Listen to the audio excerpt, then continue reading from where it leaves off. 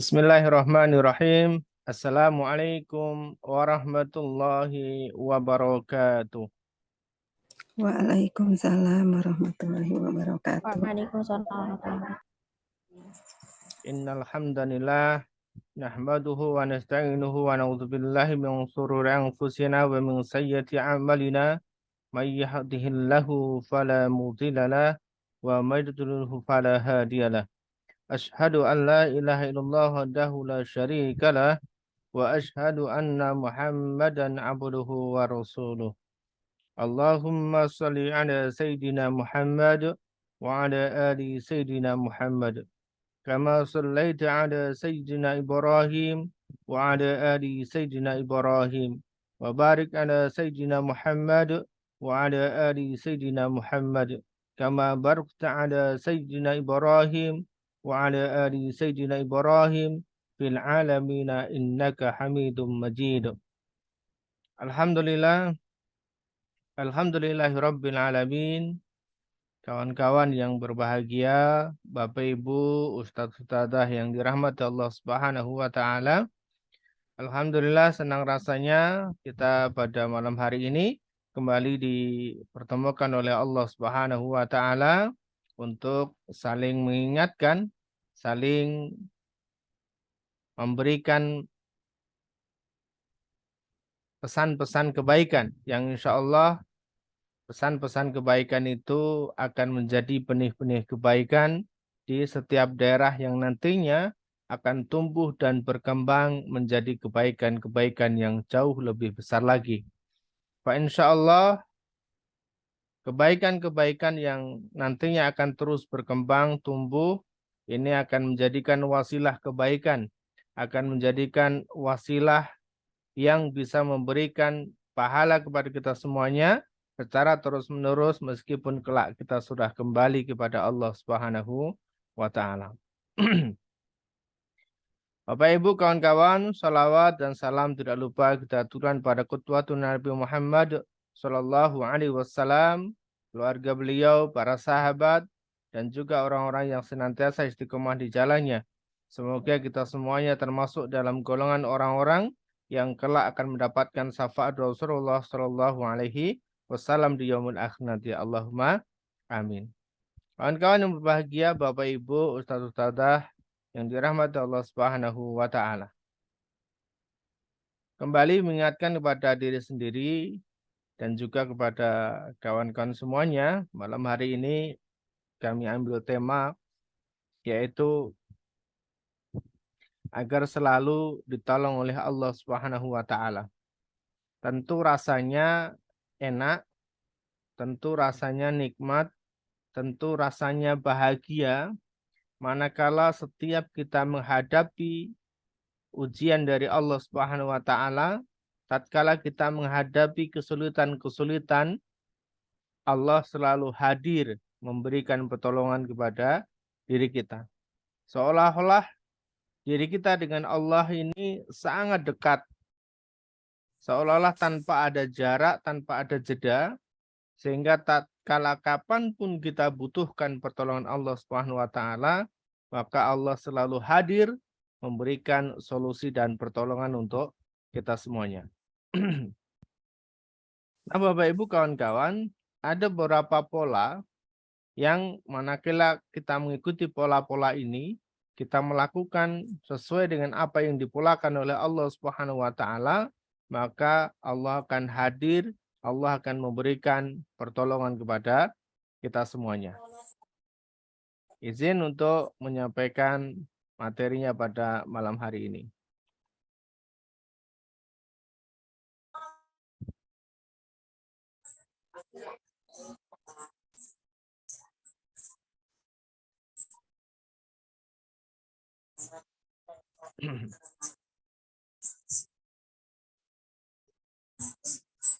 Nah, Bapak Ibu yang berbahagia, kawan-kawan, ustadz-ustadzah yang dirahmati Allah Subhanahu wa taala, senang rasanya manakala setiap aktivitas kita itu selalu ditemani oleh Allah Subhanahu wa taala, manakala setiap detiknya waktu kita yang terbuang itu senantiasa menjadi kebaikan untuk diri kita dan semakin dekatnya hubungan kita dengan Allah Subhanahu wa taala. Sehingga dalam kondisi apapun kita senantiasa ditolong oleh Allah Subhanahu wa taala. Kita akan mulai dari sebuah mukadimah ya. Namun sebelumnya kami ingatkan kepada kawan-kawan untuk mic-nya yang terbuka mohon untuk ditutup ya.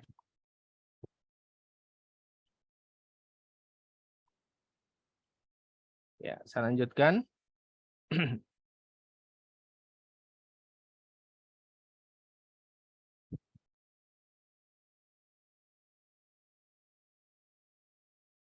Mukadimahnya kawan-kawan Bapak Ibu Ustadz-ustadzah yang berbahagia, kita awali dengan Quran surah Al-Baqarah ayat 214. Am hasibatum an tadkhulul jannah walamma ya'tikum mathalul ladzina khalau min qablikum massadhumul ba'sa wad-dharra'u wa zulzilu hatta yaqula rasul walladzina amanu ma'hu mata nasrullah ala inna nasrullahi qarib. Apakah kamu mengira bahwa kamu akan masuk surga? Am hasibtu an tadkhulul jannah? Siapakah yang mengira bahwasanya dirinya akan masuk surganya Allah Subhanahu wa taala?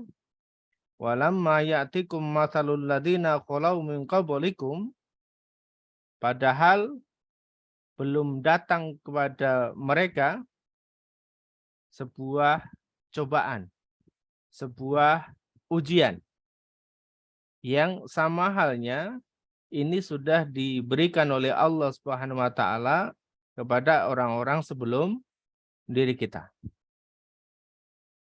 Nah, mereka itu ditimpa malapetaka, bahkan juga sampai dengan kesengsaraan, serta diguncangkan dengan bermacam-macam cobaan yang luar biasa, sehingga berkatalah Rasul dan orang-orang beriman bersama dengan mereka, bilakah datangnya pertolongan Allah?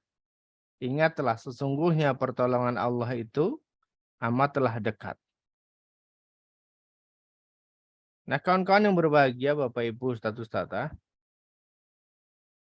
kita bisa melihat dan juga kembali membaca sejarah-sejarah sebelum diri kita, di sejarah-sejarah masa lalu, bagaimana umat-umat terdahulu mereka juga diberikan ujian oleh Allah Subhanahu wa taala. Dan bahkan ujian yang dirasakan itu bila dibandingkan dengan apa yang kita rasakan saat ini bisa jadi tidak sebanding. Kenapa? Karena mereka yang mereka rasakan itu jauh ya, jauh lebih berat daripada apa yang kita alami saat ini. Ada yang diuji dengan pasangan mereka, ada diuji dengan anak-anak mereka, ada yang diuji dengan kawan-kawan mereka, ada yang diuji dengan keluarga mereka, ada yang diuji dengan harta mereka, ada yang diuji dengan sakit, dan lain sebagainya. Dan ujian-ujian itu Bapak Ibu kawan-kawan sekali lagi, itu bila dibandingkan dengan kondisi kita saat ini, maka sebenarnya belum ada apa-apanya. Bahkan dalam kondisi mereka diuji oleh Allah Subhanahu wa taala seperti itu, mereka juga dihadapkan dengan tantangan-tantangan yang luar biasa. Mereka juga dihadapkan dengan fasilitas-fasilitas yang minim. Namun tatkala mereka betul-betul meyakini bahwasanya Allah itu dekat dan pertolongan Allah itu amatlah dekat, maka betul-betul Allah datang dan memberikan pertolongan kepada mereka. Nah, sekaligus Bapak Ibu, kawan-kawan semuanya, di sini juga menjadikan sebuah syarat bagi kita ketika kita ingin masuk dalam surganya Allah Subhanahu wa taala, maka harus melalui ujian-ujian terlebih dahulu. harus melalui cobaan-cobaan terlebih dahulu. Sehingga manakala kita sudah bisa lolos dari ujian tersebut, bisa lulus dari setiap cobaan-cobaan tersebut, maka kelak hasilnya adalah kita masuk dalam surganya Allah Subhanahu wa taala. Kalaupun kita belum masuk dalam surganya Allah yang sesungguhnya, maka setidaknya kita hidup di dunia ini pun sudah merasakan nikmatnya surganya Allah Subhanahu wa taala. Nah, seperti apa itu? Hati yang menjadi tenang, hati yang menjadi lapang, gembira, bahagia, tidak merasakan susah, tidak merasakan gelisah. Nah, ini adalah nikmat-nikmat yang besar dari Allah Subhanahu wa taala. Dan itu adalah bentuk pertolongan Allah yang nantinya akan diganti dengan surganya Allah Subhanahu wa taala. Nah, sekali lagi kawan-kawan, maka mulai saat ini ketika kita datang atau kita dihadapkan dengan sebuah ujian, dengan sebuah cobaan, maka ini adalah kabar gembira. Aha, kita mau masuk surganya Allah Subhanahu wa taala. Maka sambut ujian itu, sambut cobaan itu dengan gembira kawan-kawan. Jangan bersedih hati.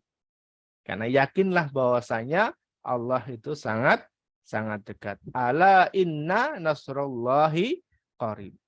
Allah itu sangat dekat. Nah, kawan-kawan, Bapak Ibu, sehingga apa sih atau bagaimana kita ini bisa tenang ketika menghadapi ujian, tenang ketika menghadapi cobaan-cobaan dari Allah Subhanahu wa taala dan yakin bahwasanya ini datangnya dari Allah dan solusinya pun juga dari Allah Subhanahu wa taala.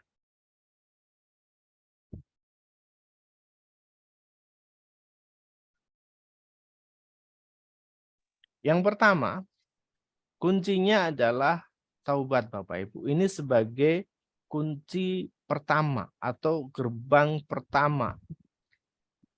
Yang mana kalau kita sudah membuka ini, yang membuka gerbang ini dengan taubat kepada Allah Subhanahu wa taala, maka akan terbuka pintu-pintu kebaikan yang lainnya.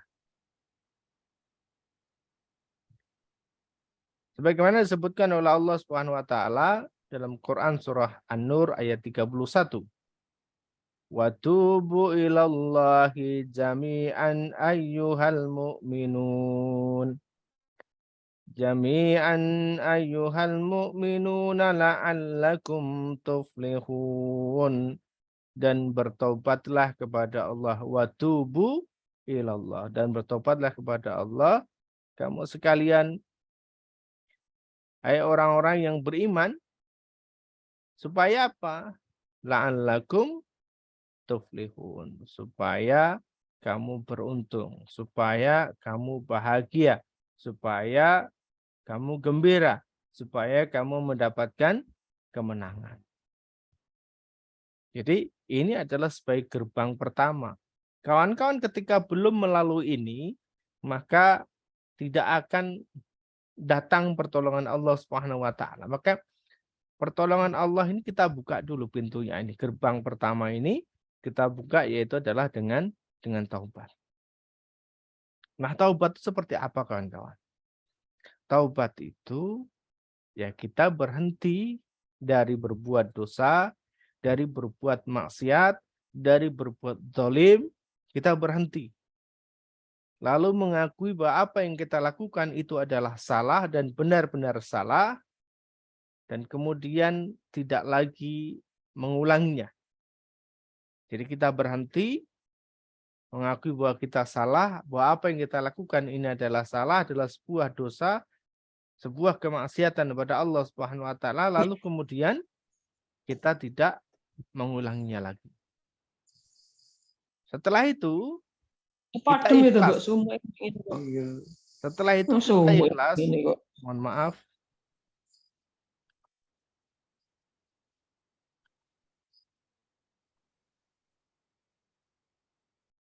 Mohon maaf kan Bapak Ibu, mic-nya mau untuk dijaga ya. Ya, seorang. Jadi taubat itu kita mengakui bahwa apa yang kita lakukan ini adalah salah, ini adalah sebuah dosa, sebuah maksiat kepada Allah Subhanahu wa taala, lalu kemudian kita tidak lagi mengulanginya. Setelah itu, kita lanjutkan. Konsekuensinya adalah kita harus ikhlas kepada Allah Subhanahu wa taala. Apapun yang nanti akan Allah berikan kepada diri kita, maka kita harus ikhlas. Yang kemudian kita pasrahkan seluruh hidup kita ini hanya kepada Allah Subhanahu wa taala. Mau dibikin apapun oleh Allah, mau dikasih kejutan apapun oleh Allah, enggak masalah. Kita sudah ikhlas, kita sudah pasrah. Yang terpenting apa? Yang terpenting adalah taubat kita diterima oleh Allah Subhanahu wa taala dan kemudian Allah ridho. Ketika Allah sudah ridho, Allah sudah menerima taubat kita, kita sudah ikhlas dan pasrah terhadap apapun kondisi yang akan kita terima ke depannya, maka justru disitulah Allah datang, justru disitulah Allah hadir memberikan pertolongan. Nah, seringkali kawan-kawan, kita ini taubatnya nggak serius, ya. Taubatnya nggak serius. Kenapa? Kita hanya bilang taubat aja kepada Allah Subhanahu wa taala, tetapi kita belum meyakini bahwa apa yang kita lakukan ini adalah dosa. Terkadang taubat kita ini karena kepaksa, ya. Kenapa? Karena sudah, kalau misalkan terkait dengan kondisi hidup, sudah buntu, sudah nggak nemu lagi solusi, tidak nemu lagi jalan, maka kemudian kita taubat kepada Allah Subhanahu wa taala. Apakah kemudian ini salah? Tidak, tidak salah, ya. Hanya kemudian kita kurang pas menempatkan posisi taubat tersebut. Ya, kita akui bahwa kita salah. Dan kemudian yang sering kali kawan-kawan tidak ingin terjadi dalam hidupnya setelah seseorang itu taubat adalah ikhlas dan menerima segala konsekuensi ataupun resiko yang akan diterima. Saya berikan gambaran begini kawan-kawan. Andai kan kita seorang karyawan yang kita bekerja, ada bos di sana, ada pimpinan di sana, ada atasan di sana, yang kita melakukan kesalahan atau karena kita berbuat salah, maka kemudian kita ngaku bahwa kita salah. Kita sadar bahwa apa yang kita lakukan adalah sebuah kesalahan. Dan kemudian kita berhenti tidak lagi melakukan kesalahan itu. Berusaha untuk tidak kembali lagi. Setelah itu, apa yang kita lakukan? Ya kita pasrah. Kita ikhlaskan apapun yang nanti bakal terjadi dalam kondisi kita. Nah, bos atau pimpinan kita ini ada banyak cara yang nanti untuk negur kita. Yang pertama, bisa jadi kita dipanggil ke ruangan si bos. Ya, tidak ada orang yang tahu. Kita hanya dipanggil berdua saja dengan si bos dalam satu ruangan, dikasih tahu bahwa kita salah. Dimarah-marah sama si bos. Yang lain nggak ngerti. Atau yang kedua, bisa jadi kita akan disindir. Ya, jadi tidak dimarah oleh bos, tapi disindir. Disindir, bahkan mungkin bisa jadi disindir depan karyawan yang lain. Atau yang ketiga, kita dimarah-marah oleh bos, disalah-salahkan oleh bos, dibikin malu oleh bos kita itu di hadapan karyawan yang lain. Dan resiko yang keempat adalah bisa jadi kita akan dimarah di depan karyawan, habis itu dipecat. Nah, kawan-kawan Bapak Ibu yang dirahmati Allah Subhanahu wa taala. Nah, tatkala kita memang sudah pasrah sadar diri bahwa kita adalah sudah berbuat salah, sudah berbuat dosa, lalu kemudian kita pasrahkan kepada Allah Subhanahu wa taala, kita ikhlas menerima apapun konsekuensinya. Kalaupun memang kita harus dimarah di depan masyarakat, kalaupun kita harus merasa malu di hadapan tetangga dan lain sebagainya, enggak apa-apa, kita ikhlas. Yang penting Allah ridho. Kita boleh kehilangan apapun. Kalau memang apa yang kita miliki semuanya harus hilang, harta yang selama ini kita kumpulkan harus hilang, enggak apa-apa. Kita ikhlaskan semuanya, asalkan Allah ridho. Nah, yang menarik kawan-kawan, ini yang menarik. Yang menarik adalah Justru tatkala kita sudah berada di titik pasrah, tatkala kita sudah sadar, kita sudah ikhlas menerima apapun konsekuensinya yang nanti akan Allah berikan kepada diri kita karena kita sudah salah, maka justru di saat itulah Allah tidak akan pernah menghukum hambanya, Allah tidak akan memberikan ujian-ujian lebih lagi, tapi justru disitulah Allah akan datang, Allah akan hadir memberikan pertolongan. Nah kalau saya sudah tobat Ustadz, tapi kenapa Allah nggak kasih saya pertolongan? Kenapa Allah belum hadir? Bisa jadi karena kita suka suka ngatur Allah. Ya Allah saya tobat. Saya udah nggak mau lagi minjem ke rentenir. Saya udah nggak mau lagi riba. Tapi jangan bikin saya malu dong di depan tetangga. Jangan jual rumah ini. Jangan hilangkan mobil saya. Kadang kita suka ngatur kepada Allah Subhanahu wa taala. Yang hasilnya apa? Yang hasilnya justru ujian-ujian akan semakin datang. Sekali lagi, Bapak Ibu, saya coba ulang sedikit. Taubat itu kita tahu bahwa apa yang kita lakukan ini adalah dosa, maksiat, lalu kemudian kita berhenti dan kita tidak mengulanginya lagi. Setelah itu kita pasrah kepada Allah Subhanahu wa taala dan kita ikhlas menerima apapun konsekuensinya yang akan diberikan oleh Allah Subhanahu wa taala. Dan justru saat kita berada di titik inilah Allah datang memberikan pertolongan. Ya, oke, kita lanjut. Yang kedua, Bapak Ibu, rumusnya. Kalau memang kita ingin selalu ditolong oleh Allah Subhanahu wa taala, ketika pintu taubat tadi sudah kita buka, ya, kuncinya sudah kita buka dengan kita taubat kepada Allah Subhanahu wa taala, maka yang kedua yang bisa kita lakukan adalah kita nolongin orang lain. Dalam kondisi kita berada di bawah, dalam kondisi mungkin kita kekurangan, dalam kondisi mungkin barangkali kita minus, maka setidaknya kita punya niatan, kita punya keinginan untuk selalu menolong orang lain. Ya ayyuhalladzina amanu Ya ayyuhalladzina amanu in tansurullaha yansurukum wa yutsabbit aqdamakum. Wahai orang-orang yang beriman, orang-orang yang ngaku di hatinya ada iman, yang percaya bahwa kelak akan bertemu dengan Allah Subhanahu wa taala. In tansurullaha, jika kamu atau siapapun yang mau nolong agamanya Allah Subhanahu wa taala, niscaya Allah akan menolongmu dan meneguhkan kedudukanmu. Rumusnya, sehingga barang siapa yang meringankan bebannya orang lain, barang siapa yang ngebantu orang lain, barang siapa mikirin orang lain, maka justru disitulah Allah akan datang, Allah akan ngebantu, Allah akan mikirin diri kita. Nah, ini rumus bagaimana agar kita ditolong oleh Allah Subhanahu wa ta'ala. Namun kawan-kawan jangan salah, ini seringkali saya temui di masyarakat, seringkali niatan kita itu pengen nolong orang lain, tapi justru diri kita itu yang malah kena persoalan-persoalan yang memang seharusnya tidak kita tanggung resikonya. Seperti apa?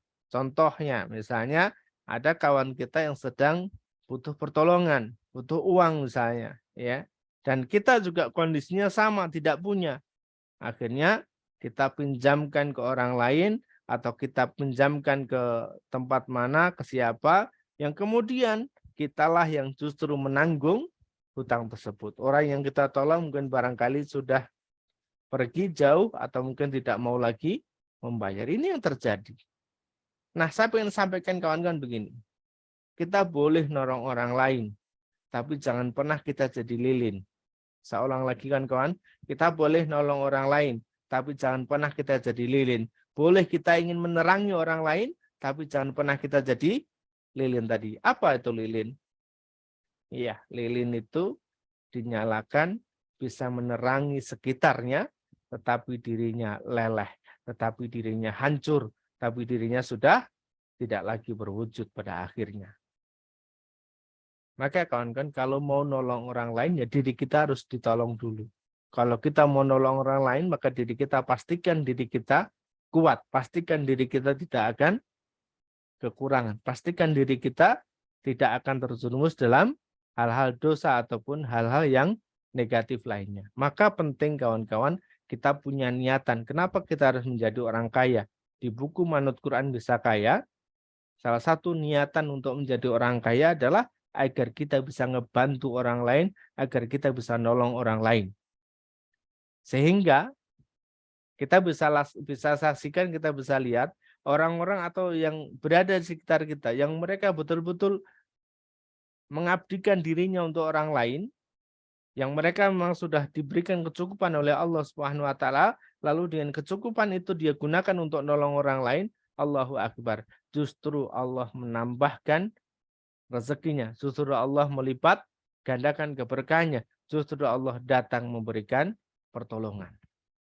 Belum lama barangkali kawan-kawan Bapak Ibu ada yang sudah nonton di TV, di berita ya. Ada orang yang merangkatin tetangganya umroh. Ini luar biasa. Kenapa? Karena memang Allah berikan kelebihan harta di situ sehingga dia nolong tetangganya dengan cara umroh dan lain sebagainya. Nah, ini rumus kedua. Sekali lagi kawan-kawan, yaitu adalah nolongin orang lain. Kalau memang diri kita kondisi saat ini memang sedang kekurangan atau sedang minus, setidaknya kita punya keinginan, niat di dalam hati. Karena niat saja Allah sudah catat sebagai sebuah kebaikan. Innamal a'malu binniyat. Bahwa segala sesuatu tergantung dari apa yang kita niatkan. Maka ketika teman-teman saat ini belum bisa memberikan pertolongan secara zahirnya, setidaknya kita sudah punya niatan, dan kita minta kepada Allah Subhanahu wa taala agar setiap orang yang datang kepada diri kita minta pertolongan, kita diberikan kemampuan untuk bisa memberikan pertolongan. Karena sejatinya pertolongan itu datangnya dari Allah Subhanahu wa taala. Ya. Dari Abu Hurairah radhiyallahu anhu, dari Nabi Shallallahu alaihi wasallam bersabda, barang siapa yang menghilangkan kesusahan dari kesusahan-kesusahan dunia orang mukmin, maka Allah akan menghilangkan kesusahan dari kesusahan-kesusahan di hari kiamat. Jadi nolong orang lain, meringankan beban atau menghilangkan kesusahan-kesusahan mereka di dunia ini, maka insya Allah kita akan diberikan pertolongan oleh Allah Subhanahu wa taala, yaitu diberikan atau dihilangkan kesusahan-kesusahan kita ketika kelak kita berada di hari kiamat.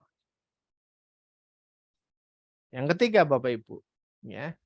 Yang ketiga, kuncinya atau caranya agar kita ditolong oleh Allah, agar selalu ditolong oleh Allah Subhanahu wa taala adalah dengan cara kita bersyukur. Wa itta'adzanna rabbukum la in syakaratum la azidannakum wa la in kafartum inna adzabi lasyadid.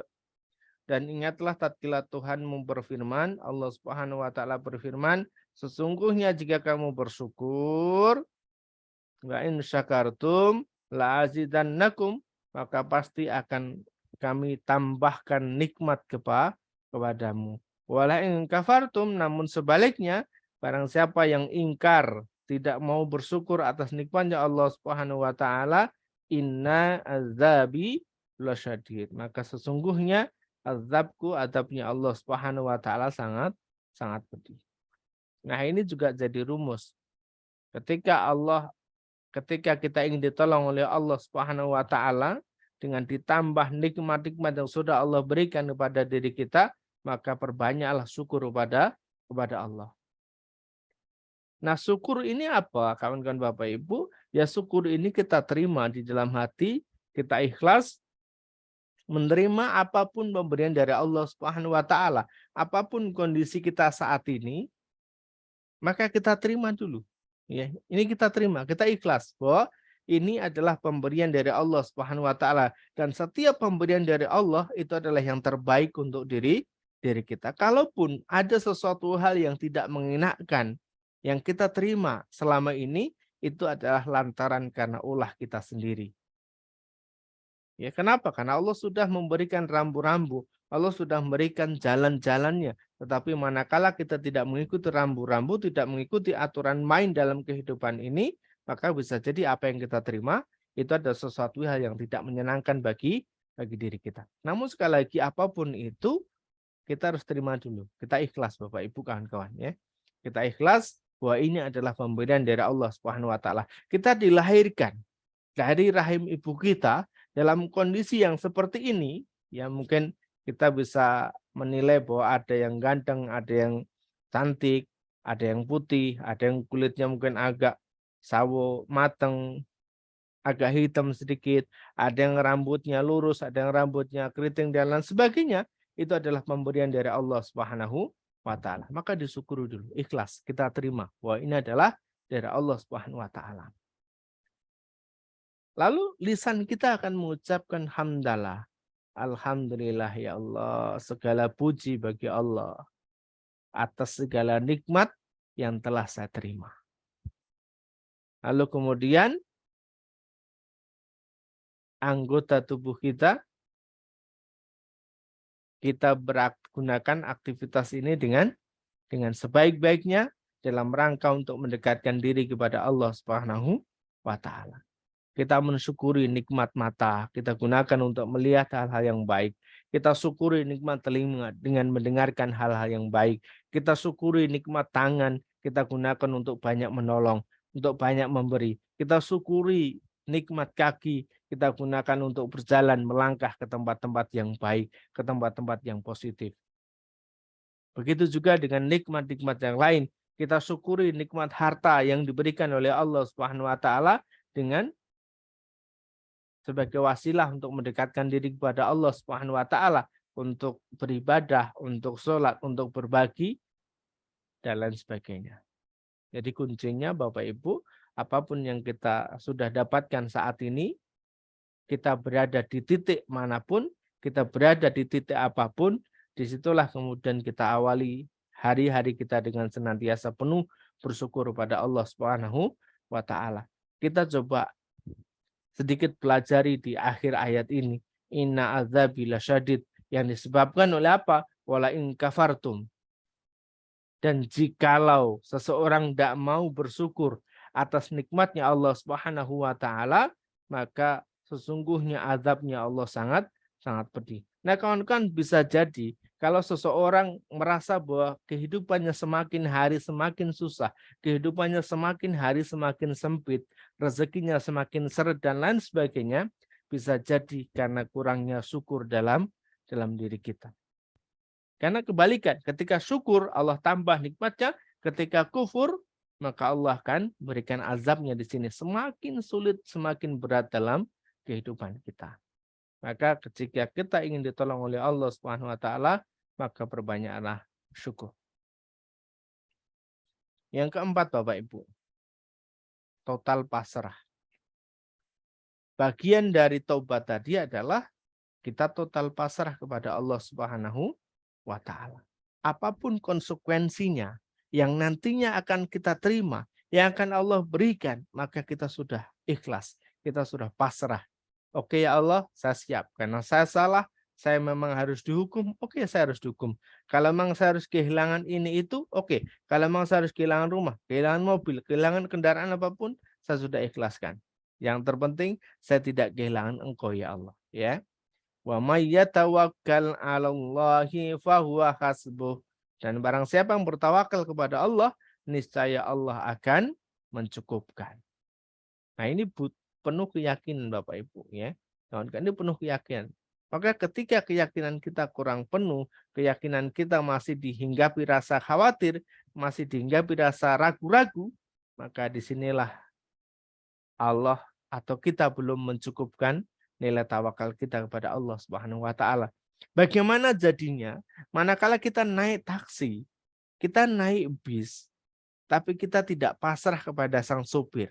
Justru malah kita ngedikte, justru malah kita ngatur sang supir. Bisa jadi kita akan diturunkan di tengah jalan dan bisa dipastikan kita akan diturunkan di tempat di mana tempat itu tidak kita sukai. Maka pasrah saja, tawakal saja. Ketika kita sudah pasrah, saya mau ke sini, saya mau ini, saya mau itu, insya Allah nanti akan sampai, akan ditujukan, akan dibimbing sampai kemudian kita menemukan apa yang kita inginkan. Bapak Ibu kawan-kawan yang dirahmati Allah Subhanahu wa taala. Bisa jadi apa yang selama ini kita pikirkan itu baik, ketika menurut Allah tidak baik, itu bisa jadi Bapak Ibu ya. Nah, terkadang juga kita mikir sesuatu, apa yang kita terima ini adalah suatu hal yang tidak baik, padahal bisa jadi menurut Allah ini adalah suatu hal yang baik. Nah, apapun menurut Allah itu baik, pasti menurut kita, pasti bagi kita akan baik. Maka pasrah dan tawakal Bapak Ibu ya. Tawakal itu bukan berarti kemudian kita tidak melakukan sesuatu. Nah, ini yang kemudian kita jadi salah persepsi atau salah menafsirkan kata tawakal ataupun pasrah. Dulu pernah ada seorang sahabat yang karena saking tawakalnya kepada Allah Subhanahu wa taala, karena saking pasrahnya kepada Allah Subhanahu wa taala, tatkala datang ke masjid itu unta tidak diikat. Lalu apa? Diingetin sama Nabi. Jangan begitu. Tawakal itu bukan begitu. Pasrah itu bukan begitu. Ya ini unta diikat dulu. Kalaupun nanti unta ini lepas, kalaupun nanti unta ini hilang, ya sudah. Berarti memang itu sudah menjadi kehendaknya Allah Subhanahu wa taala. Setidaknya kita sudah melakukan yang terbaik, prepare gitu ya. Termasuk saat ini ya kita ikhtiar, kita bekerja dengan sebaik-baiknya kawan-kawan Bapak Ibu ya. Kalaupun nanti Allah tidak hadirkan rezeki kita lewat itu, maka Allah bisa hadirkan rezeki lewat jalan-jalan yang lain. Maka sekali lagi ketika kita ingin selalu ditolong oleh Allah Subhanahu wa taala, maka kita punya rumus total pasrah. Yang keenam Bapak Ibu, yaitu ingat sama Allah. Ingat ada Allah ya. Mohon maaf. Ingat ada Allah ya, bukan ingat sama Allah tapi ingat ada Allah. Bahwasanya dalam kehidupan kita ini, dalam keseharian ini selalu ada Allah. Alladzina amanu wa tatma'innu qulubuhum bidzikrillah. Ala bidzikrillahi tatma'innul qulub. Yaitu orang-orang yang beriman dan hati mereka menjadi tentram dengan mengingat Allah. Ingatlah hanya dengan mengingat Allah lah hati menjadi tentram. Jadi ingat akan adanya Allah. Ingat akan adanya kekuasaan Allah Subhanahu wa taala. Jadi manakala lisan kita berzikir, subhanallah, alhamdulillah, Allahu akbar, la ilaha illallah, maka setidaknya hati kita memahami. Subhanallah, maha suci ya Allah, alhamdulillah, segala puji bagi Allah, Allahu akbar, Allah maha besar, dan seterusnya. Jadi betul-betul hati kita mengimani bahwasanya tatkala lisan kita itu mengucap subhanallah, maha suci Allah, maka Allah itu suci. Diri kita yang penuh dengan dosa dan maksiat. Tatkala kita mengucapkan Allahu Akbar, ya Allah itu maha besar. Diri kita ini kecil, diri kita ini nggak ada apa-apanya tanpa Allah Subhanahu wa taala. Diri kita nggak bisa ngapa-ngapain tanpa adanya Allah. Maka ingat ada Allah di sekitar kita. Maka disitulah tatkala kita selalu menganggap, selalu menghadirkan Allah dalam setiap aktivitas kita, maka Allah nantinya akan memberikan pertolongan. Yang keenam, Bapak Ibu, bergerak. Action. Ya. Jangan hanya berdiam diri. Nah, tatkala memang kita pengen mendapatkan pertolongan dari Allah Subhanahu wa taala, maka kita disunahkan untuk senantiasa bergerak. Tidak hanya berdiam diri, lalu kemudian nanti Allah akan datang, tidak ya. Tetapi kita sudah melakukan aktivitas yang terbaik, melakukan ikhtiar yang terbaik, sebagaimana tugasnya kita seorang hamba. Ya, jangan melampaui tugasnya seorang hamba. Maka disitulah nanti Allah akan hadir memberikan pertolongan. Sebagaimana seekor cicak, ya dia tugasnya sebagai seekor cicak apa? Bergerak, merayap. Ya, sebenarnya lagunya, cicak-cicak di dinding. Diam-diam merayap. Jadi ikhtiarnya, bentuk ikhtiar cicak itu adalah ya dia bergerak dengan cara apa? Dengan cara merayap, dengan cara diam-diam. Itu bentuk ikhtiar yang dilakukan. Maka termasuk diri kita. Kalau kita seorang PNS, ya kita bekerja dengan baik di kantor. Kalau kita seorang buruh, ya kita bekerja di pabrik dengan cara yang terbaik. Jangan bolos. Datang jangan telat gitu ya. Lakukan yang terbaik pekerjaan-pekerjaan kita. Kalau kita jadi seorang pedagang, maka bergeraklah dengan cara yang baik. Berdaganglah dengan cara yang baik. Nah, itu adalah bentuk ikhtiar kita, bentuk gerak kita. Lalu, kalau kemudian kita sudah bergerak, justru kemudian Allah kan datang memberikan pertolongan. Ya tadi, cicak-cicak di dinding, diam-diam merayap. Datang seekor nyamuk. Jadi nyamuk yang kemudian datang atas izinnya Allah Subhanahu wa taala. Kawan-kawan, termasuk juga demikian. Tatkala kita sudah melakukan aktivitas yang terbaik di dalam kehidupan kita sehari-hari, apapun profesi kita, maka justru kemudian Allah lah yang nanti akan mendatangkan apa yang kita butuhkan. Nah, sebagaimana Allah sebutkan dalam Quran surah Al-Jumu'ah ayat 10. فَإِذَا قُضِيَتِ الصَّلَاةُ فَانْتَشِرُوا فِي الْأَرْضِ وَابْتَغُوا مِنْ فَضْلِ اللَّهِ وَاذْكُرُوا اللَّهَ كَثِيرًا لَعَلَّكُمْ تُفْلِحُونَ. Nah, apabila telah ditunaikan sholat, apabila telah kita mengerjakan sholat, telah kita ibadah, bentuk ikhtiar langit kita kepada Allah Subhanahu wa taala, maka sudah selanjutnya kita diperintahkan oleh Allah, fantasiru fil ard. Maka bertebaranlah kalian di muka bumi. Ikhtiarlah, bergeraklah, kan begitu. Lakukan ikhtiar bumi. Kalau ikhtiar langit sudah, maka lakukan ikhtiar bumi. Yang berdagang, lakukan dagang dengan cara baik. Yang bekerja di kantor, lakukan kerja dengan baik. Yang buruh, lakukan kerja dengan baik. Yang di sawah, lakukan kerja dengan baik. Yang di yang di laut, yang di peternakan dan sebagainya, lakukan itu tugasnya dengan baik. Dan carilah karunia Allah dan ingatlah Allah banyak. Supaya apa? La'allakum tuflihun, supaya kamu semuanya mendapatkan kemenangan, mendapatkan keberuntungan dari Allah Subhanahu wa taala dan juga mendapatkan kebahagiaan. La'allakum tuflihun. Nah, jadi dalam kegiatan kita beraktivitas, ikhtiar bumi pun kita harus senantiasa mengingat Allah. Jadi tidak kemudian kita lepaskan. Ada di antara kita seringkali begini, ya Allah itu ada tatkala kita sedang sholat, Allah itu ada tatkala kita sedang ibadah, Allah itu ada tatkala ada di masjid, tapi di luar masjid kita udah nggak lagi gunakan Allah. Ya, kita sudah tidak lagi mikir bahwa di situ ada Allah. Kita kurang mengingat Allah banyak-banyak. Maka tatkala kita sudah mengingat Allah dengan baik, ingat Allah banyak-banyak, apa yang terjadi? Ya, tatkala kita berada di kantor bekerja, ya kita tidak akan melakukan hal-hal yang dilarang oleh Allah Subhanahu wa taala. Kita tidak akan korupsi, kita tidak akan menipu. Termasuk kalau kita dagang, kita pun dagang dengan cara yang baik. Nanti endingnya la'allakum tuflihun.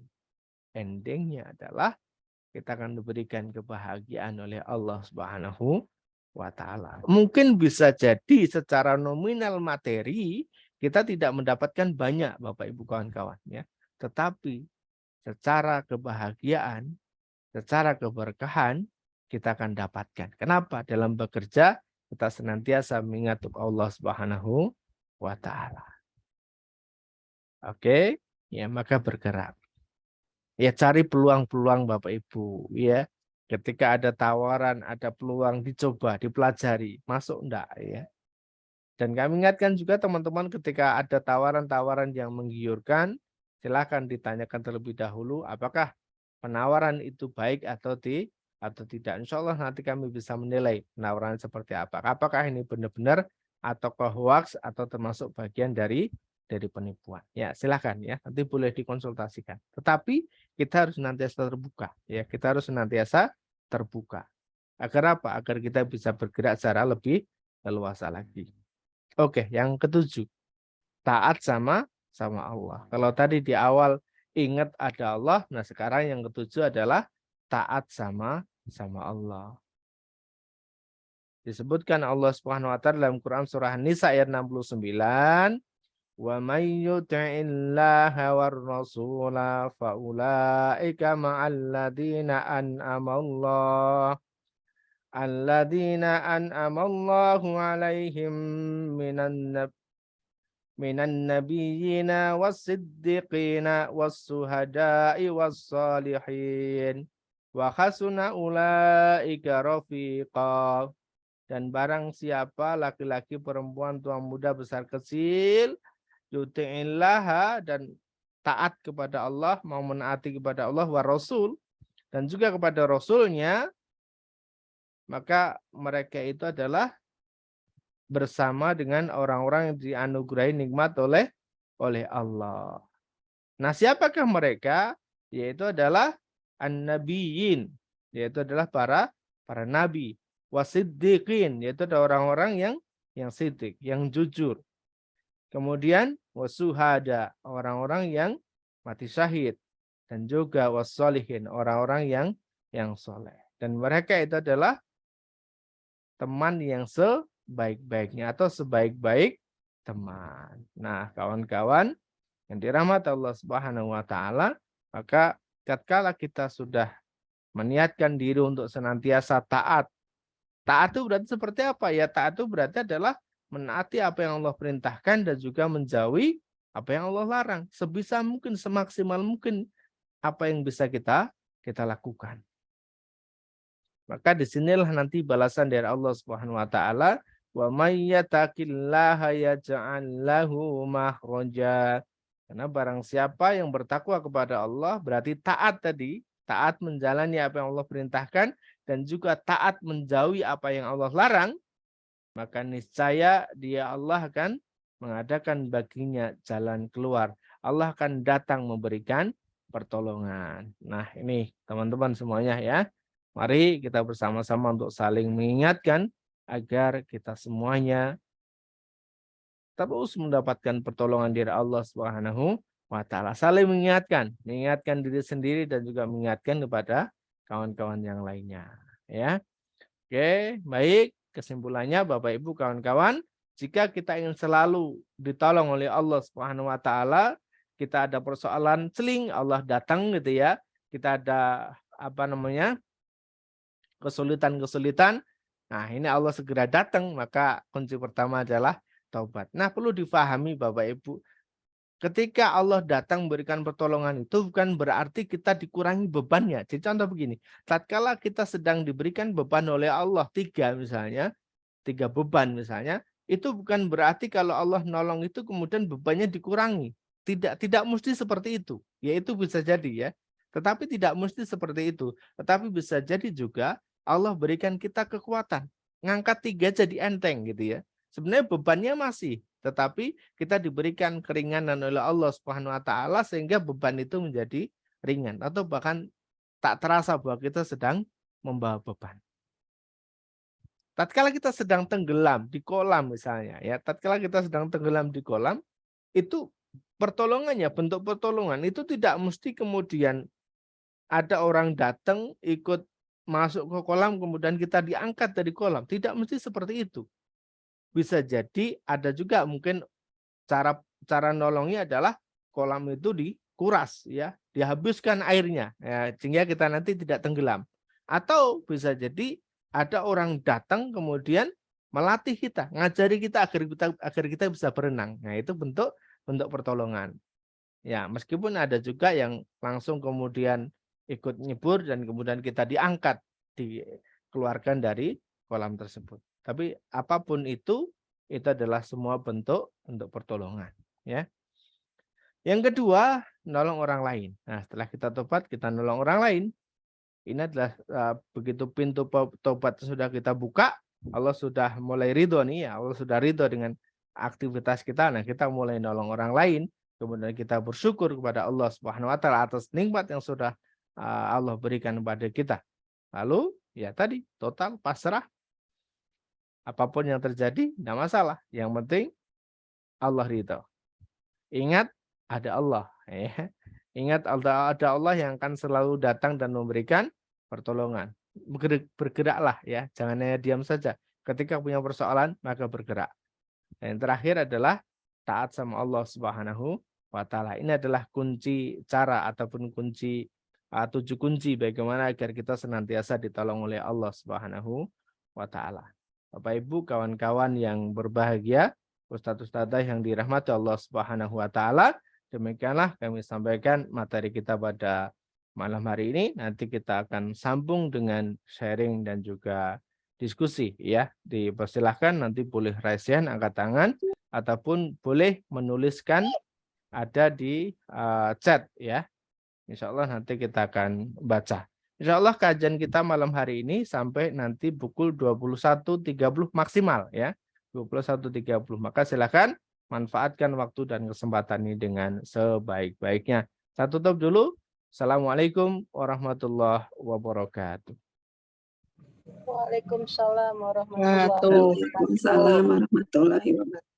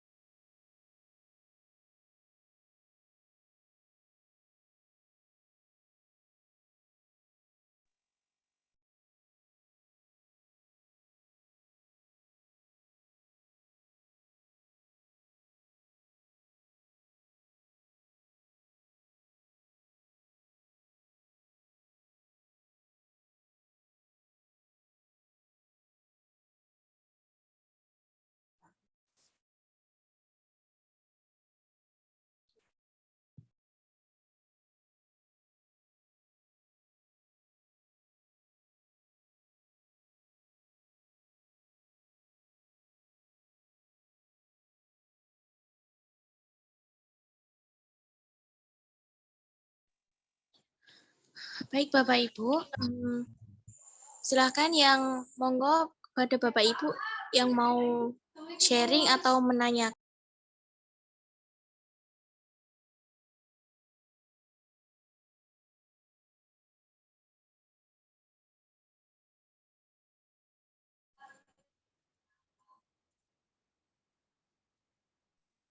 Monggo silakan Bapak Ibu yang mau bertanya bisa raise hand dulu.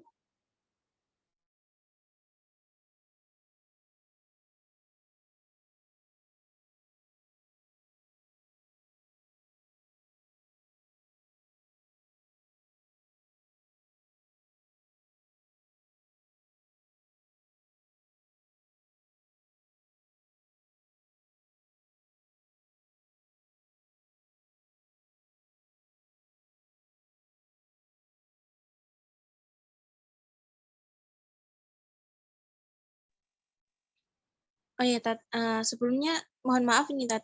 Jadi obrolan saya yang tadi mungkin ada pertanyaan hilang, Ustaz. Jadi sudah kosong chatnya. Mungkin di jenengan masih, Tat. Iya, ini terkait dengan sapaan saja ya. Terkait dengan sapaan saja, insya Allah belum terkait dengan pertanyaan ataupun sharing ya. Tidak apa-apa ya. Ya silakan Bapak Ibu kawan-kawan yang ingin sharing boleh bercerita boleh ya. Berbagi pengalaman boleh ataupun bertanya juga dipersilahkan. Monggo ya.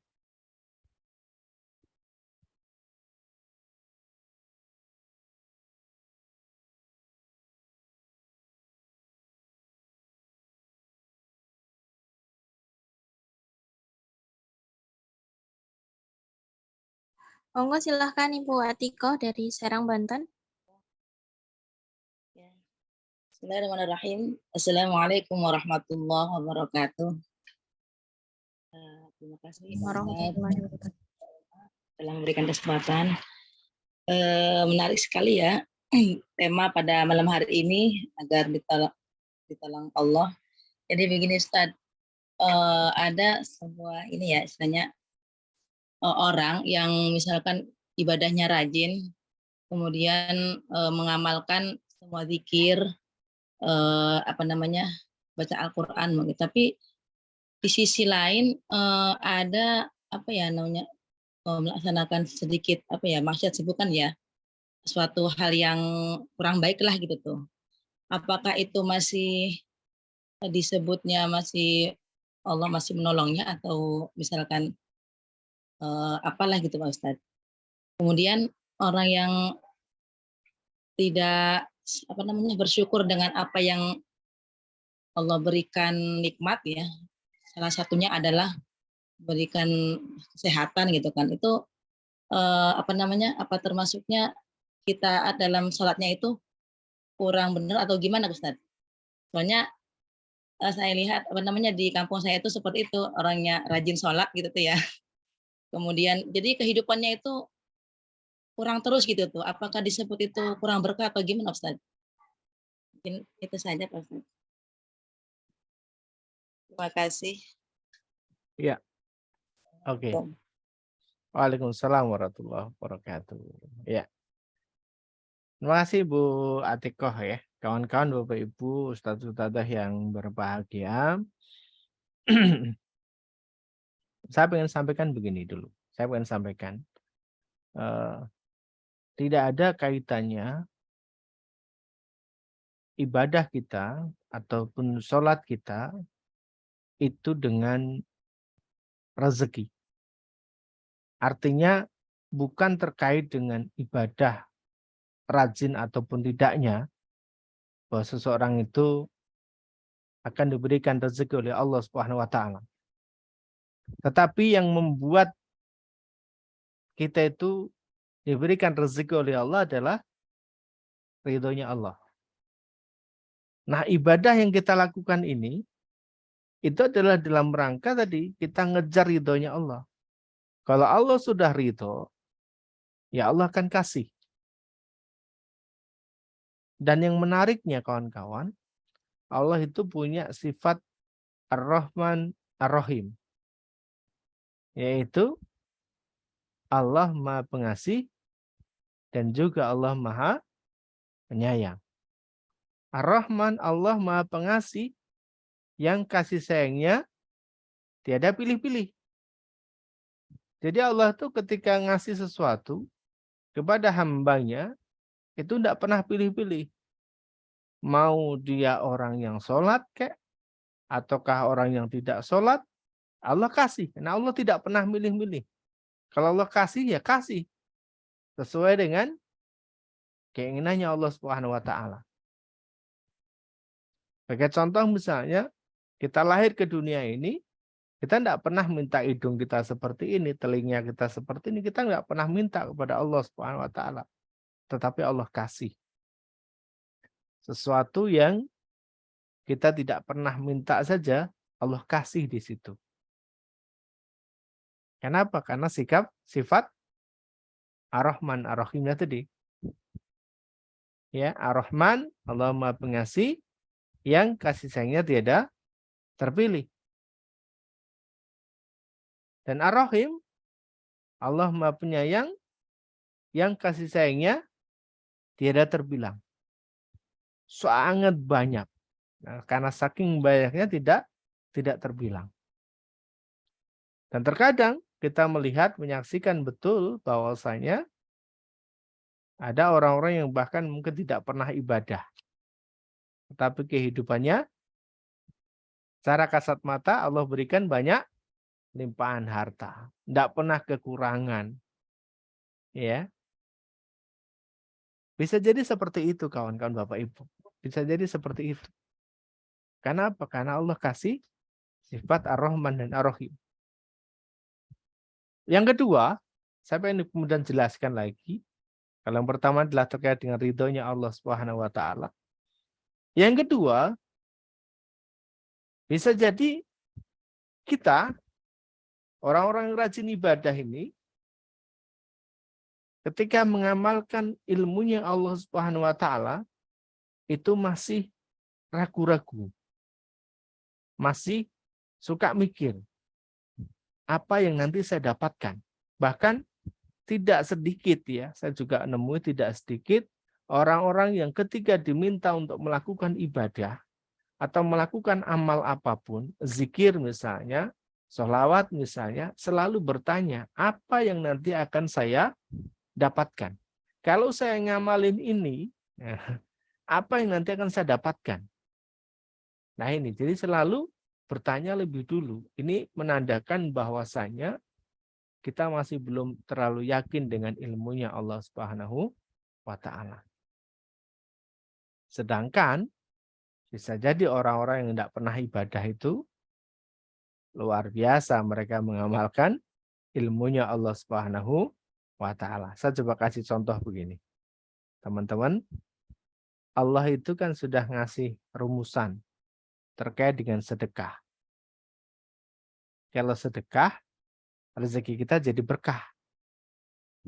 Sedekah, rezeki kita bertambah.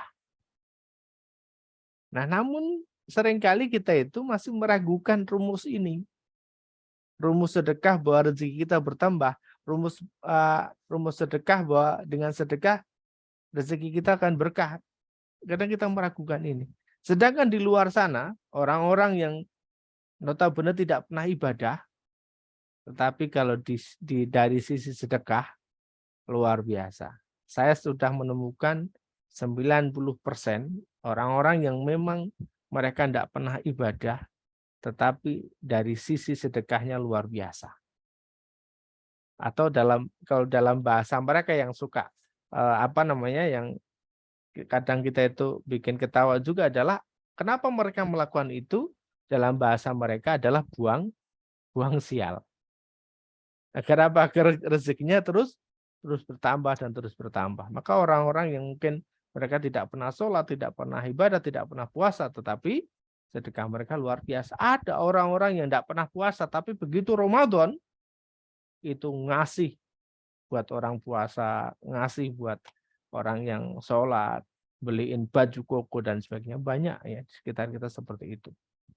Maka Bu Atiko dan kawan-kawan, ya, yang pertama saya ulang lagi, tadi terkait dengan ridhonya Allah Subhanahu wa taala. Jadi ibadah ini ya ini untuk ridhonya Allah. Jangan bertanya kalau saya ibadah nanti dapat apa. Yang kedua, barangkali karena kita kurang yakin terhadap ilmunya Allah Subhanahu wa taala. Pernah enggak kita itu masukin uang infak Jumat? Coba tadi kawan-kawan Bapak Ibu, berapa sih nilai infak Jumat kita? Infak saat ini? Apakah 2.000, 5.000, 10.000, 20.000, 50.000 atau 100.000 yang kita masukkan di kotak infak masjid? Maka coba ya dievaluasi nanti seberapa besar tingkat keyakinan kita terhadap amal ini. Ya. Maka tadi kembali kepada pertanyaan yang pertama, bagaimana terkait dengan orang yang ibadah tapi juga maksiat kepada Allah Subhanahu wa taala. Nah, Allah memang Maha Pengampun, kawan-kawan Bapak Ibu. Tatkala seseorang sudah ibadah lalu kemudian mereka kembali terjerumus dalam dosa, dalam maksiat kepada Allah Subhanahu wa taala dan mereka kembali tobat lagi, insya Allah akan tetap Allah ampuni tobatnya dan akan diterima tobatnya. Allah akan ampuni dosa-dosanya dan Allah akan memberikan kelapangan-kelapangan setelahnya. Intinya begini kawan-kawan, jangan pernah iri dengan rezeki orang lain. Tetapi irilah dengan ibadah orang lain. Kita boleh iri terhadap orang-orang yang punya ilmu dan mereka berbagi ilmunya ke banyak orang. Kita boleh iri kepada orang-orang yang bersedekah, berinfak kepada banyak orang dengan jumlah yang besar. kita juga boleh iri kepada orang-orang yang rajin dalam ibadah mereka, bisa tahajud, bisa baca Quran dengan jumlah yang banyak dan seterusnya. Agar apa? Agar kita termotivasi juga untuk menjadi seperti mereka, untuk mengamalkan seperti apa yang mereka amalkan. Insya Allah demikian Bu Atikoh, yang mudah-mudahan bisa menjawab pertanyaannya.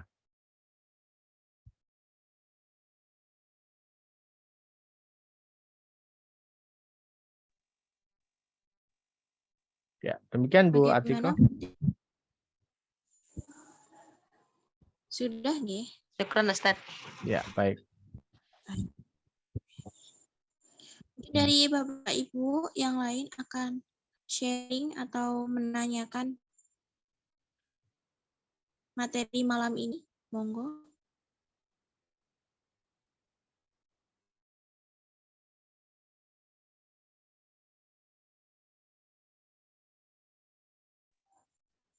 Sambil saya membacakan pertanyaan yang di chat ya Ustaz. Oke, Nji. Tapi ini sebenarnya bukan pertanyaan juga sih, ini mungkin sharing juga. Assalamualaikum, mohon izin Pak Ustadz, sekedar sharing saja bahwa benar dengan berhusnudzon kepada Allah ketika sedang mendapatkan cobaan dan mohon diberikan pertolongannya melalui siapa saja yang Allah kehendaki, maka kemudian alhamdulillah Allah memberikan pertolongannya pada saat yang tepat. Alhamdulillah pula sudah bisa dipertemukan dengan manut Quran yang selalu memotivasi saya untuk istiqomah menjaga kedekatan dengan Allah. Demikian Pak Ustadz, jazakallahu khairan. Ya, alhamdulillah ya. Barakallah pada yang sudah, siapa Bu Reza ya. Ya, Masya Allah. Semoga Allah juga senantiasa memberikan kebaikan-kebaikan kepada keluarga kita semuanya ya. Kemudian yang kedua, ini kita sudah tobat tentang riba, tapi terjebak lagi karena kena tipu Ustadz. Jadi harus berhutang riba lagi karena yang gampang pinjemnya. Minta doanya supaya segera selesai amanah, lunas amanah. Itu dari kurang tahu ini siapa namanya. Dari Vivo ya. Baik, terima kasih Bapak Ibu. Ya, amin. Kita doakan agar semuanya kawan-kawan yang saat ini sedang punya amanah, agar segera Allah selesaikan, agar Allah lunaskan ya. Tugas kita Bapak Ibu kawan-kawan adalah ibadah yang terbaik dan juga ikhtiar yang terbaik. Lakukan aktivitas-aktivitas yang menghasilkan, Pak insya Allah nanti akan diberikan kemudahan-kemudahan oleh Allah Subhanahu wa Ta'ala. Nah, di sini kuncinya Bapak Ibu kawan-kawan ya. Kenapa kita sudah taubat kepada Allah Subhanahu wa Ta'ala, tetapi kita masih kena tipu lagi? Karena kita masih fokus kepada uang ya. Kita masih menganggap bahwa solusi dari persoalan saya ini adalah uang. Ketika siapapun itu menganggap bahwa persoalannya adalah uang, ketika saya punya uang maka selesai semua persoalan saya. Ketika saya punya uang maka usaha saya akan lancar. Ketika saya punya uang maka saya akan bisa memiliki ini dan itu. Maka disinilah letaknya, ya Bapak Ibu kawan-kawan. Ya, perlu saya ingatkan, disinilah letaknya ketika kita masih fokusnya dengan uang. Sehingga dalam pola pikir kita, dalam mindset kita, itu akan selalu apa yang harus saya lakukan sehingga saya bisa punya uang banyak gitu ya. Ya tadi, begitu ada tawaran-tawaran yang menggiurkan, yang itu di luar nalar, kita akan ambil. Misalnya ada tawaran investasi, sehari bisa dapat keuntungan sekian juta misalnya, ya kan? Invest 1 juta, besok jadi 1,5 juta. Besoknya jadi 2 juta. Nah, ini suatu yang tidak masuk akal gitu ya. Yang kemudian kita jadi tergiur. Kenapa? Kita mikir gitu ya. Kalau 1 juta aja jadi segini, kalau 10 juta jadi berapa? 15 juta jadi berapa? Bahkan termasuk juga kita akan mudah sekali terpengaruh kalau kita masih pola pikirnya uang ya. Kita akan mudah terpengaruh untuk apa? Untuk ada penawaran pesugihan putih. pakai mahar nanti ya, pakai mahar dan seterusnya, yang kemudian sampai uang kita habis terkuras. Sampai kemudian kita harus pinjam lagi. Untuk apa? Untuk memenuhi mahar tersebut. Termasuk juga kita akan mudah ketipu untuk ada pinjaman tanpa bunga. Ya. Tapi suruh bayar administrasi terlebih dahulu. Itu pasti seperti itu. Nanti kita akan semakin ditawari semakin besar ya. Kalau Bapak mau nambah 500.000 lagi adminnya, nanti kami berikan pinjaman tambah 10 juta. Nah, ini lagi on proses. Kami butuh tambahan 300.000 lagi ya. Begitu seterusnya. Sampai kemudian kita sadar bahwa itu adalah sebuah penipuan. Jadi itu tipsnya buat kawan-kawan. Sekali lagi, persoalannya atau solusinya itu bukan berarti kemudian kita akan dikasihkan uang oleh Allah, itu enggak. Saya sering ngasih gambaran begini. Untuk lunas utang itu tidak mesti kemudian kita yang melunasi. Allah bisa melunasinya. Tidak mesti kemudian Allah kasih kita uang kemudian kita bayar. Tidak mesti. Ternyata banyak kok yang kemudian dilunaskan oleh Allah lewat orang ketiga. Ternyata banyak kok yang lewat jalan-jalan yang lain yang tidak pernah kita sangka-sangka, tidak pernah kita duga. Kita pernah sampaikan kepada teman-teman, ya kan, di buku Manuklan juga ada kita tuliskan bahwa orang yang punya utang sekian ratus juta kemudian Allah kasih itu uang cuma-cuma yang memang betul-betul Allah kasih. Dan itu di luar nalar. Nah, sekali lagi kawan-kawan, fokusnya kita untuk menyelesaikan utang-utang kita itu jangan fokus pada uangnya. Ya, insyaallah demikian. Mudah-mudahan nanti kita semuanya dijaga oleh Allah Subhanahu wa taala agar tidak mudah lagi dan tidak gampang kena bujuk rayu. Dan kawan-kawan, ini perlu saya ingatkan, hati-hati ya. Grup-grup seperti Manut Quran ini memang sekarang diincar ya. Diincar oleh orang-orang yang memang memanfaatkan momentum-momentum ini agar apa? Agar teman-teman lengah kemudian nanti masuk dan kena bujuk rayu mereka. Hati-hati ya. Insyaallah demikian ya. Bu Resa tadi buka mic sepertinya. Ada yang mau disampaikan secara langsung, Bu Resa? Assalamualaikum warahmatullahi wabarakatuh. Waalaikumsalam warahmatullahi wabarakatuh. Ya, silakan Bu. Alhamdulillah dengan bergabungnya saya di Manut Quran, banyak sekali hal-hal positif yang saya rasakan ya Pak Ustadz ya. Seperti ibadah, memperbaiki ibadah, kemudian hal-hal yang di luar nalar ya Pak Ustadz ya. Ketika kita berhusnuzon kepada Allah, maka betul-betul nikmat yang dirasakan tuh betul-betul saya dapatkan Pak Ustadz. Iya, iya. Ya, seperti apa contohnya Bu Resa? Mungkin barangkali bisa diceritakan ke teman-teman ini.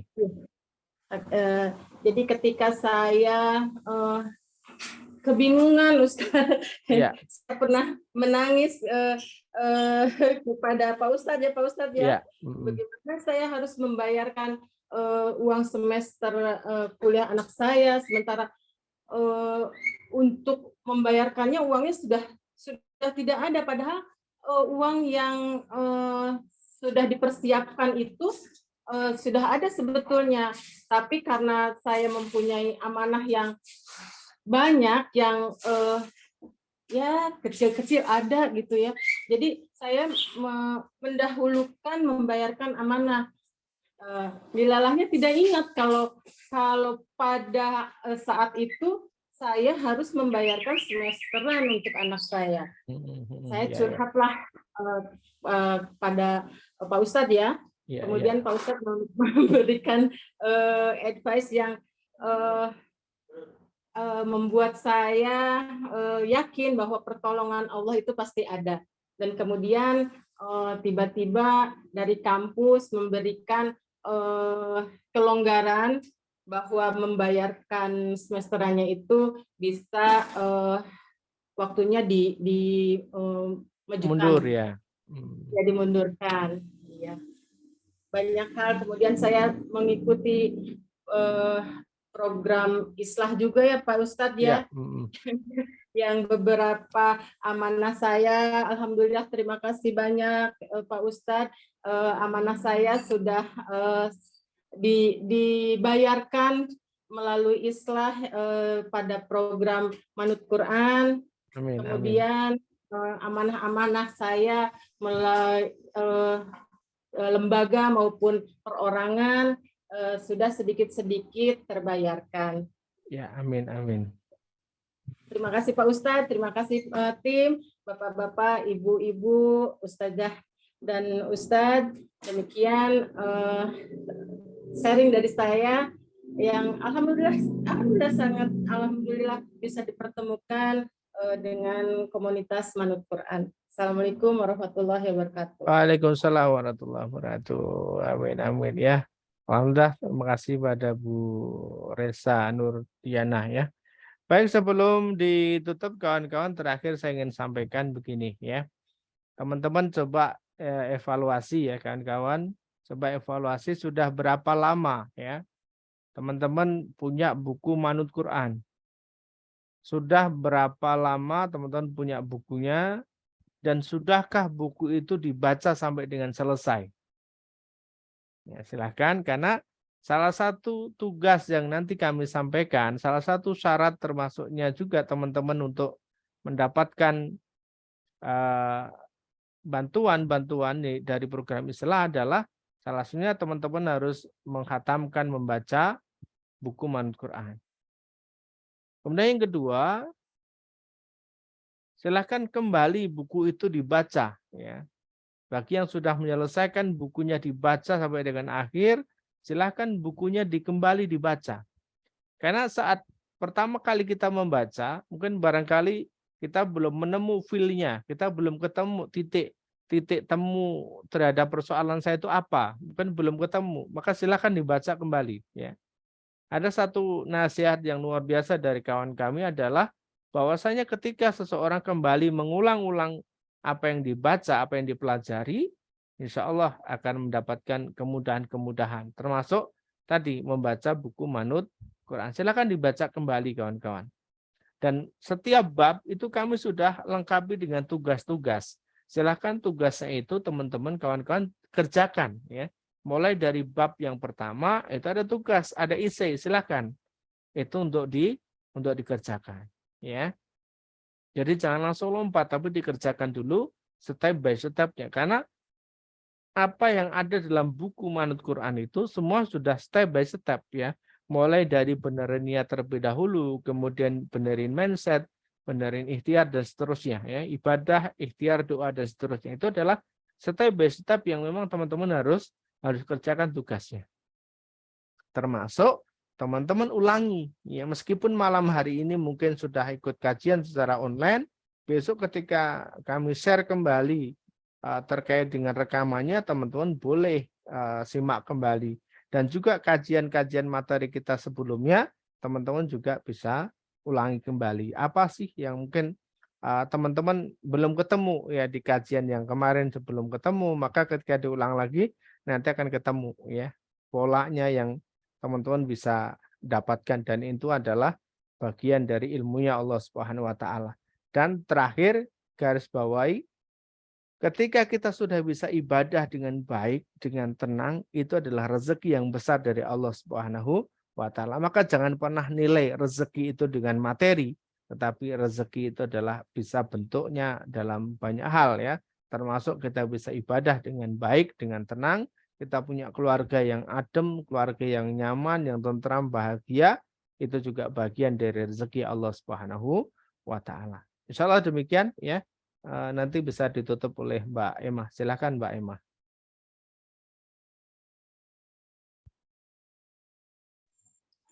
Baik, terima kasih Ustadz Udin. Jazakallah khair atas materi yang disampaikan. Kemudian juga terima kasih sharing-sharingnya Bapak Ibu semuanya. Semoga malam hari ini dapat diridhoi Allah SWT. Barakallahu fikum. Saya tutup. Mari kita tutup dengan membaca istighfar 3 kali, hamdalah, dan doa kafaratul majelis bersama-sama. Astagfirullahaladzim. Astagfirullah. Astagfirullah. Alhamdulillah. Subhanallah. Asyhadu an la ilaha illallah wa astaghfirullah wa atubu ilaik. Dari saya cukup sekian. Banyak salahnya saya mohon dimaafkan. Wassalamualaikum warahmatullahi wabarakatuh. Waalaikumsalam. Waalaikumsalam.